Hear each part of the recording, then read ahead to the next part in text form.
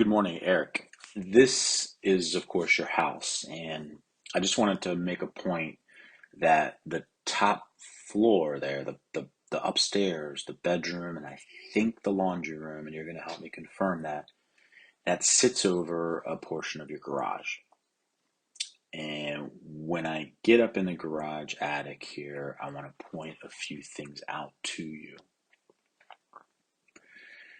First, I figured what I'd do today is just get you this video with some commentary, and then I will follow up with the report that'll have photos of some of the other things I saw in the top attic.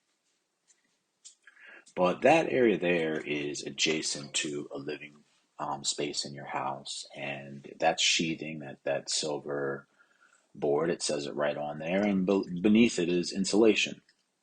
But what you can see there is an example, that little squirt of foam where probably somebody was cold on the other side and came up into the garage and decided to, hit that little spot with a dab of foam. But the thing is, we want to attack that, at the surface where the house, the inside living space, is actually touching the garage, not on the outside of the sheathing. So the best thing on that particular area would be to take all that sheathing down, take the insulation down, seal it, re-insulate it, and then put the sheathing back, or a new type of sheathing.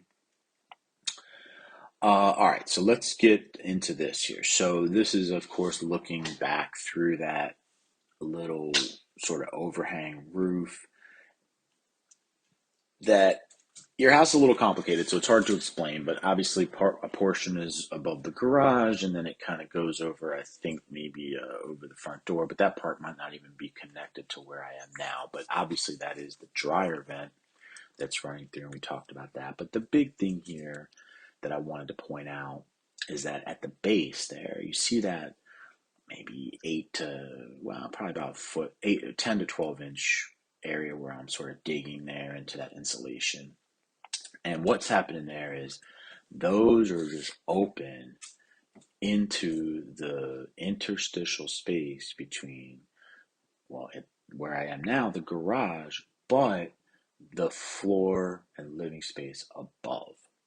So it's not so much going to affect in this area here below, it's more so causing, havoc in the area above.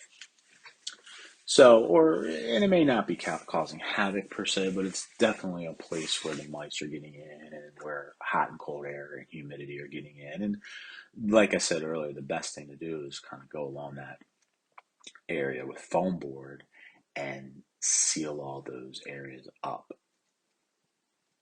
And I didn't want to go digging too much here. I felt like, I knew what's going on. You have also like a scissor type of joist, and those are open. So I think I get a shot somewhere here where you can kind of see the joist. I think it might be here. You can see there the joist and the scissor joist there to the left.